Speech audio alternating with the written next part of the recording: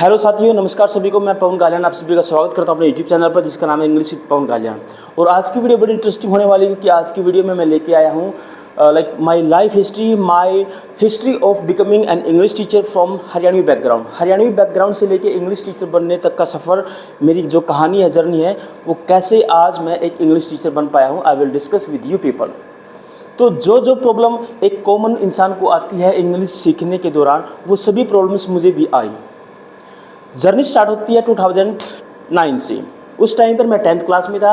10th class board examination होने के बाद I have got 85%। That time it was a mentality of the people, if the child is getting good score, the child is getting good marks, so we must get him admitted into non medical. If the child is normal then commerce, if below normal, below average, that's art.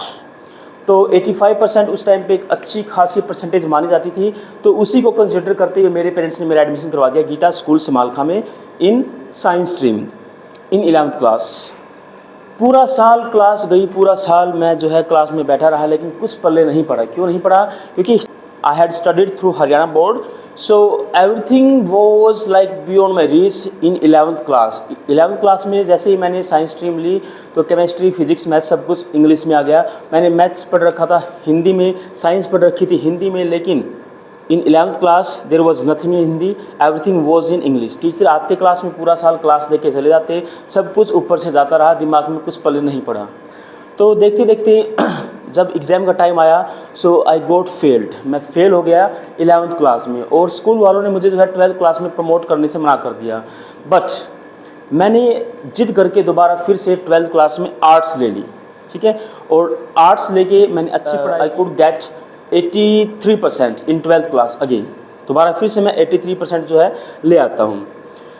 उसके बाद after completing 12th class तो मैंने college में admission लिया था for BA, लेकिन मेरे parents ने ज़बरदस्ती पीछे से जो है फॉर्म फिल कर दिया फॉर जेबीटी, जिसको हम बोलते हैं डीएच, ठीक है, जो कि हरियाणा का सबसे बड़ा कोर्स माना जाता है। इससे बड़ा कोर्स कोई नहीं होता, जेबीटी, ठीक है। तो जेबीटी में मेरे पेरेंट्स ने मेरा एडमिशन करवा दिया।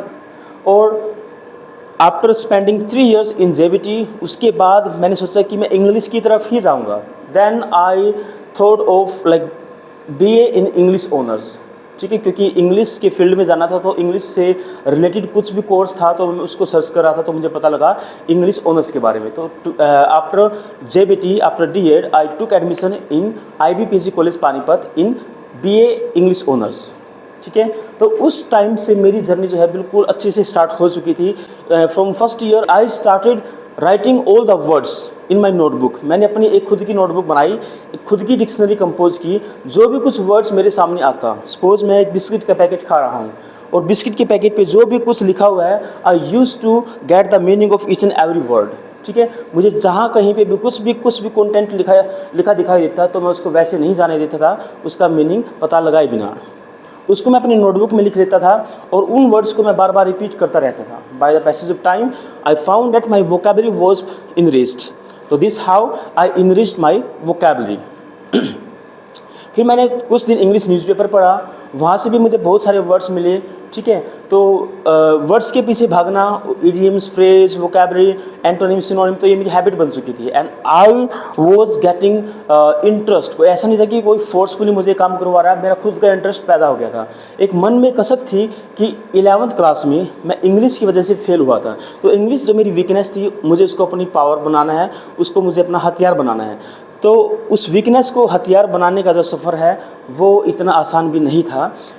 मुझे बहुत सारी प्रॉब्लम्स का सामना करना पड़ा, जो कि सभी की कंप्लेंट्स होती है कि हमारे घर पे इन्वायरमेंट नहीं है, ठीक है, हमारे पास ऐसा कुछ माहौल नहीं है, कोई फ्रेंड सर्कल नहीं है, स्कूल में नहीं मतलब इंग्लिश बोलते हैं। तो same things like were with me, but मैंने हार नहीं मानी। और फिर मैंने उसके बाद जो है ग्रामर के पीछे थोड़ा भागना शुरू किया, ठीक है। जो ग्रामर के जो टॉपिक्स होते हैं, tense, voice, narration, modals, conjunction, punctuation, ठीक है, noun, pronoun, all this topics I started learning.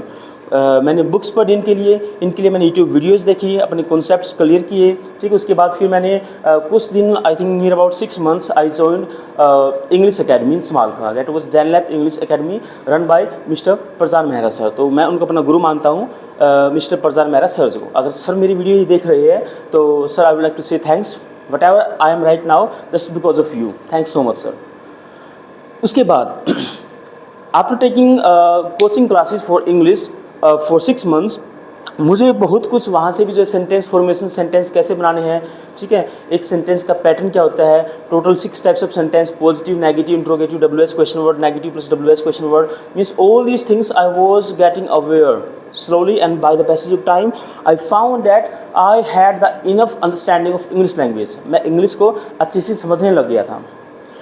फिर इसके बाद बात आती है how I started to speak.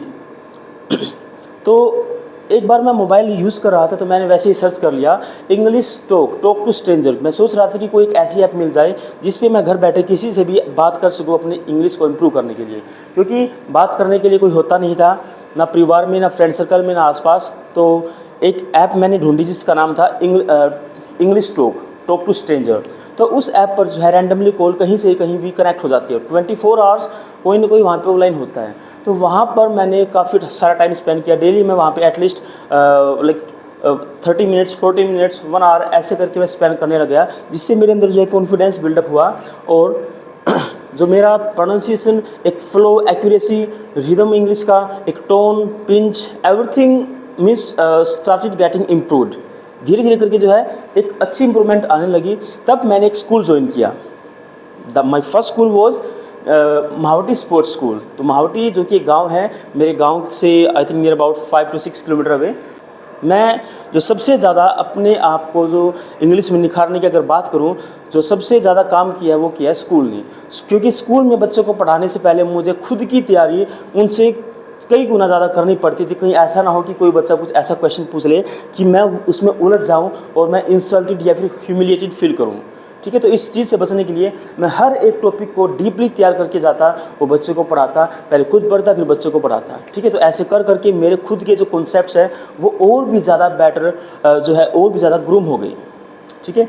Then मैं टीचिंग करता रहा। मैंने वहाँ पे 3 साल बिताए स्कूल में, और after spending 3 years as a English teacher, I found a huge, massive, extensive, monstrous, can say a very huge difference in English language inside me.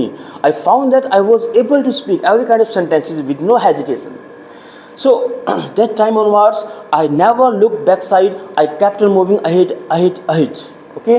Then I joined the different school, and then I kept on promoting towards the higher level of school.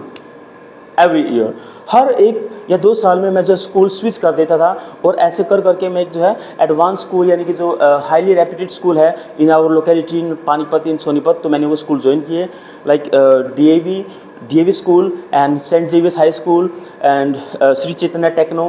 तो यहाँ पे मैंने काम किया है। तो हर एक जगह मुझे कुछ ना कुछ नया सीखने को मिला, और आज मैं पाता हूँ कि मेरी जो सीखने की जर्नी है, मैं आज भी अपने आप को कंप्लीट नहीं मानता हूँ। बहुत कुछ अभी बाकी है सीखना, क्योंकि जब भी मैं कभी मेरे सामने कुछ इंग्लिश न्यूज़पेपर आता है जो मैं पढ़ता हूँ, तो वहाँ पर मुझे कुछ ना कुछ वर्ड्स मिल जाती है।